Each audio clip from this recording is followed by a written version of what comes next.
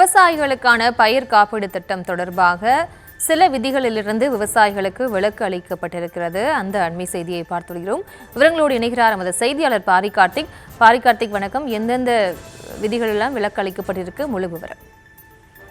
வணக்கம். 2025-26 ஆண்டிற்கான பிரதம மந்திரி பயிர் காப்பீட்டு திட்டம் தமிழ்நாட்டில் குறுவை, சம்பா, தாளடி பருவத்தில் செயல்பட்டு வருகிறது.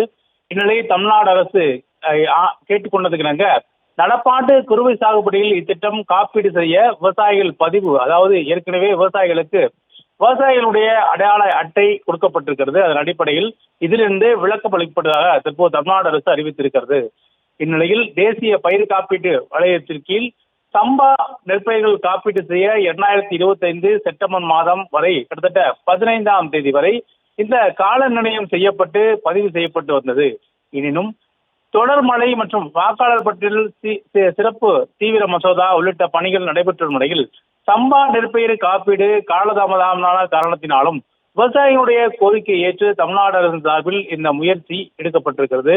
இதனால் வரை கிட்டத்தட்ட 31,33,000, அதாவது 31.33 லட்சம் ஏக்கரில் பரப்பளவில் சம்பா பயிர் சாகுபடி செய்யப்பட்ட நிலையில் 7.95 லட்சம் விவசாயிகள் 19.06 லட்சம் ஏக்கரில் காப்பீடு செய்யப்பட்டுள்ளது.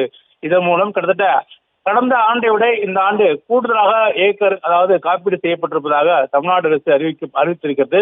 மேலும் தொடர்ச்சியாக பயிர் காப்பீட்டு திட்டத்தின் கீழ் 2024-25 ஆண்டிற்கான இழப்பீட்டு தொகையில் 794 கோடி ரூபாய் ஒப்பளிக்கப்பட்டு, அதே போல 4 லட்சம் விவசாயிகளுடைய வங்கிக் கணக்கில் ரூபாய் 697 கோடி ரூபாய் வரவு வைக்கப்பட்டதாகும். அதே போல மத்திய அரசுடைய பங்கு தொகையாக 67 கோடி ரூபாய் பெறப்பட்டதுடன் விவசாயிகளுடைய வங்கிக் கணக்கில் நேரடியாக வைக்கப்படும் என தமிழ்நாடு அரசின் சார்பில் தற்போது அறிக்கை வெளியிடப்பட்டிருக்கிறது.